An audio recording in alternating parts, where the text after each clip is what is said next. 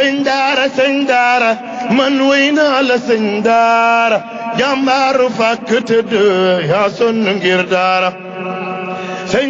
sendara man wayna la sendara jambaru fakkutudd mo son ngir dara إياك نعبد وإياك نستعين اهدنا الصراط المستقيم صراط الذين أنعمت عليهم غير المغضوب عليهم ولا الضالين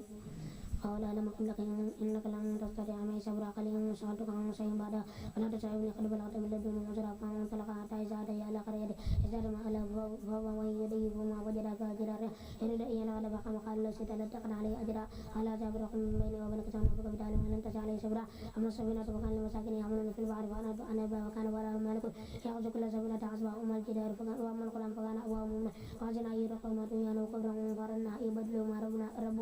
أين من زكاة وأقربوا ما وما الجدار فكان لقلام يتيمني في المدينة وكان تعلق رسول الله وكان أم صالحا وأراد ربك يلقى صدوما ويستخرج كنزا ورحمة من ربك وما فعلت عنه من رجال فتعلم ما لم تسأل عليه صبرا ويسألك عن سلك أن يخرج عنك من ذكرى إنا مكنا له في الأرض وآتيناه من كل شيء سببا فتبع سببا حتى إذا بلغ المغرب والشمس وجدت أربعين أمات وجد عندها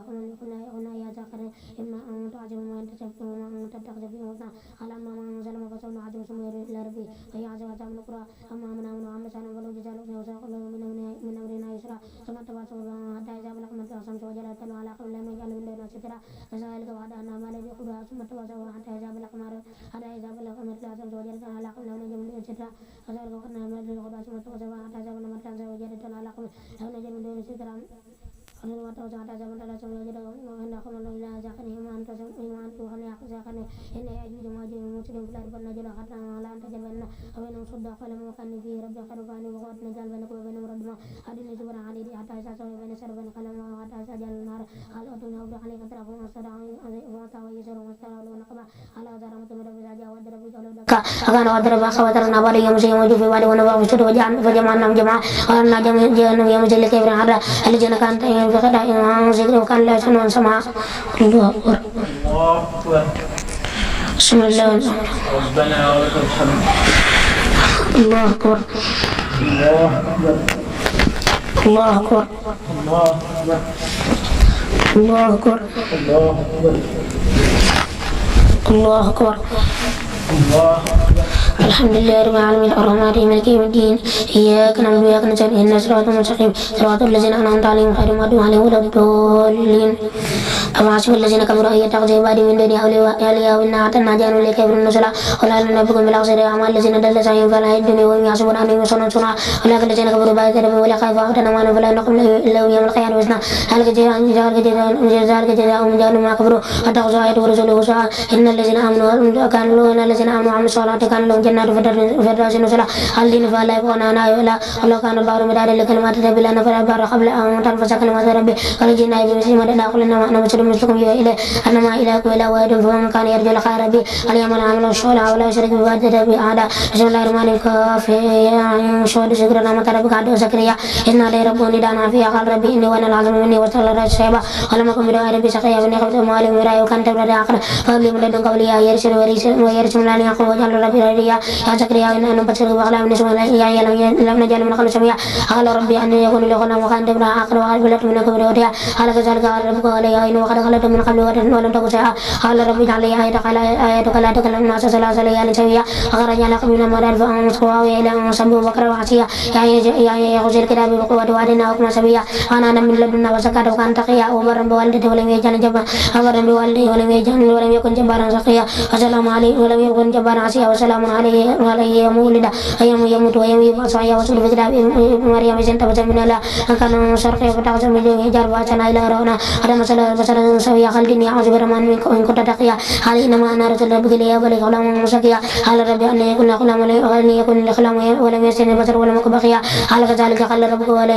ولنجعل آية للناس ورحمة منا وكان أمرا مقضيا أعوذ بالله من الشيطان الرجيم إن الذين آمنوا وعملوا الصالحات كانت لهم جنات الفردوس نزلا خالدين فيها لا يبغون عنها حولا قل لو كان البحر مدادا لكلمات ربي لنفد البحر قبل أن تنفد كلمات ربي ولو جئنا بمثله مددا قل إنما أنا بشر مثلكم يوحى إلي أنما إلهكم إله واحد فمن كان يرجو لقاء ربه فليعمل عملا صالحا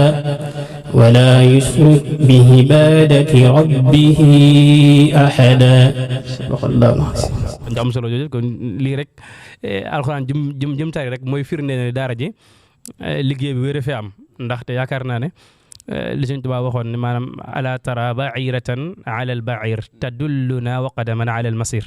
maanaam njàng bi mu jàng mooy firndeel ne maanaam daara ji njàng bi ñu soxla ma fi am kon ñu ngi leen delloo njukkal di leen sant bu baax te di leen gërëm di siyaare bu baax sëñ bi di ko ñaanal suñu borom gën koo taxaw ci barke alxuraanul karim xanaa di wax benn message rek daan ne bépp sëriñ daara boo xam ne bëgg nga maanaam foo jàngalee ngir Afia TV jàpp ci mën ngaa woote ci numéro yi 77 696 15 31 wala nga woote 76 547 95 60 bu ko defee ñu jéem a toppatoo buñ gisee sëriñ daara boo xam ne bëgg na ab jàngalekat bu ko defee ñu mën laa boole ak moom ci barke alxuraanul karim wassalaamu ala man ittaba al huda wassalaamu aleykum wa rahmatullahi wa barakatuh daara moo tax ma fab xalima fas yéene way daara ma def ni ma mel ba tax ma dib waare daara ma wax li mu xam fasirtu muxtaar